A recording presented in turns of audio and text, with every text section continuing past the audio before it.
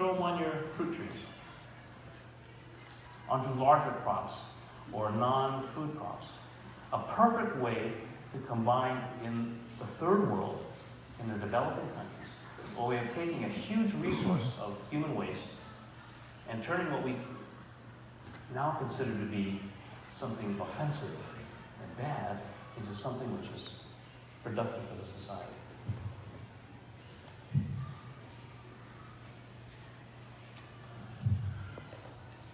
Wow, John Cheever, I'm on time. So, I got time for questions. Yeah. Oh, I don't know. Composting toilets have been around for 10, 15 years, that technology. Unfortunately, the Melinda Gates Foundation has put out this contest to devise revolutionary technological advances in handling waste. And unfortunately, they're developing toilets that cost $3,000 using electricity and chemicals, which are not appropriate for the third world. They're finally coming around to understanding that composting toilets is the way. So the technology is very simple. It was around for 20 years. The Chinese were practicing this principle for the past 2 centuries. Night soil, you hear that? They would take the stool from the villages and they would throw it into they would bury it in pits out on their farm, and they'd go in and turn it over and so on. Same principle. And after a month or so, they knew that the bacteria would convert the nitrogen, which was not usable, the ammonia, is not good for plants. But the bacteria in the soil would convert that ammonia and other toxins into nitrogen, which was accessible to plants and useful as fertilizer. So this is not something new. Yeah. Okay, so you know how you said your urine was clean? Yeah. What happens if you drank like water that was contaminated? Would your urine still be clean? Okay, so the problem with urine is that if you let it sit out for a while, it no longer is sterile because the bacteria that are in the grass and dirt and around you now uses the nutrients in urine, the nitrogen, the phosphorus, and the salts to grow. Then the bacteria, which are harmful to you when you drink it after 2 days out, brewing bacteria, now can cause disease and illness. Now, you know that when you're out in the ocean and you're thirsty, that you're not to drink your urine, right, even though you're thirsty. That's not an issue of sterility. It's not an issue of convenience. It's an issue of salt management. Because your kidneys, to manage your basic metabolism, are excreting water because the salt in your body from the foods that you're eating need to come out. Otherwise, it would be too salty. So in that urine are a lot of salts, which if you drink, unlike pure water, which is no salt, you're going to create an imbalance of salt. That's why you can't drink salt water, right?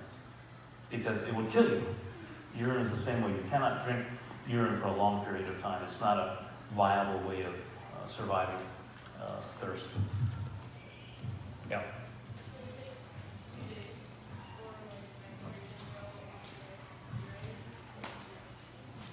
Yeah, I mean, I know that because after about 6 hours, you pee on the grass and it starts to stink. I mean, the treatment is then to wash it with water. What does that do? It washes the urine into the ground. So now you don't have a pool of urine to grow bacteria and cause a smell from the gases that the bacteria emit, because that's what a stench is. Right? Your stool smells because of bacteria emitting sulfur compounds in the gases, sulfur hydrogen sulfide, which give it a bad smell. The same with urine.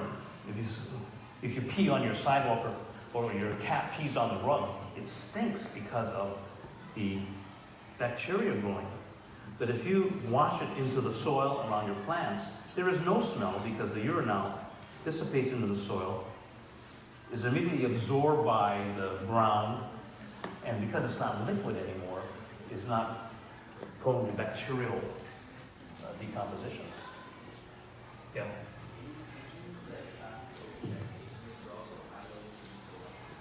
It's not just E. coli. I mean, E. coli is the most common bacteria in your stool. But your stool has 200 different types of bacteria in it, most of them beneficial to you.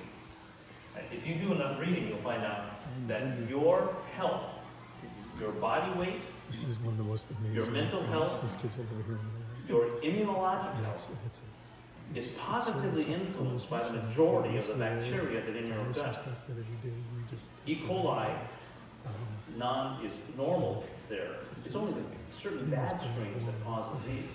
Was an Right. emergency physician. So, in fact, every one of you, and me included, can be identified by the pattern of various bacteria in our gut. It is constant. He spends a lot of time on the pond. Each person has their own bacterial signature. And so Fat people have a different signature than if skinny I can people. make 5 or 6 of you care about this one, grab It's it, even get thought into it, that and depression might as well spend is this summer affected just to by continue various this work. So, combinations of bacteria in the gut. what does it mean for them? It's good to see you. Yes. Okay, one more question. Okay, no more questions. Thank you.